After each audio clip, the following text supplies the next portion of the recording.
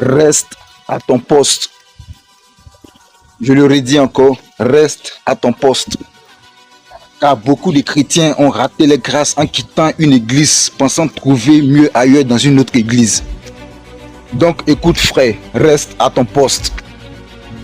Et c'est pareil comme ce qui s'est passé dans la Bible, d'où les disciples se battaient pour Paul et Apollos, qui étaient des serviteurs tous deux de Christ. Et Paul leur a demandé, est-ce que Christ est-il divisé?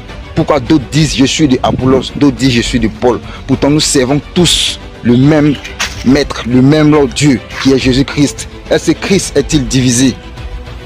Donc laisser l'église d'un serviteur de Dieu pour aller dans une autre église d'un autre serviteur de Dieu, c'est comme diviser Christ.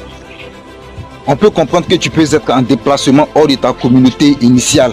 Donc pour cela, pour ne pas rater un culte, tu te rends dans une autre église d'où tu es parti. Là c'est compréhensible. Mais abandonner définitivement son église pour aller chez un autre, pour aller dans une autre église, pensant que l'autre est mieux que l'autre, c'est pas bon. Il y a un problème spirituel et c'est déshonorer le corps de Christ.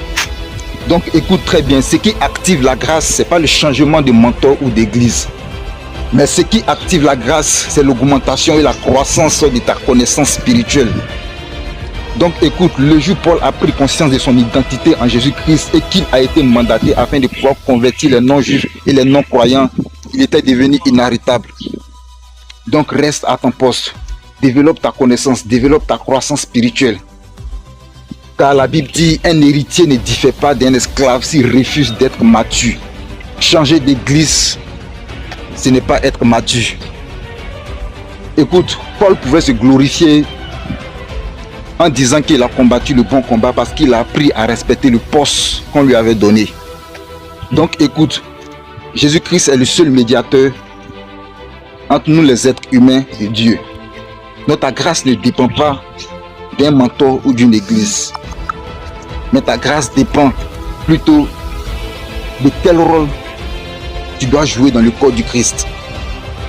Et lorsque tu trouves ton rôle que tu dois jouer dans le corps du Christ, tu dois y persévérer avec force et détermination et non trouver une excuse afin de changer de mentor ou d'église. Ça sera mal fait de ta part. C'est pour cela que la Bible nous dit que le Dieu de notre Seigneur Jésus-Christ, le Père de gloire, me donne un esprit de sagesse et de révélation dans sa connaissance. Il illumine les yeux de nos cœurs afin que je sache quel est le but de son appel. Donc le but d'être dans une église, c'est de pouvoir avoir la révélation de ton appel dans le corps du Christ. Donc reste à ton poste, persévère dans la prière et dans les enseignements. Car si tu n'es pas fidèle à une église ou à un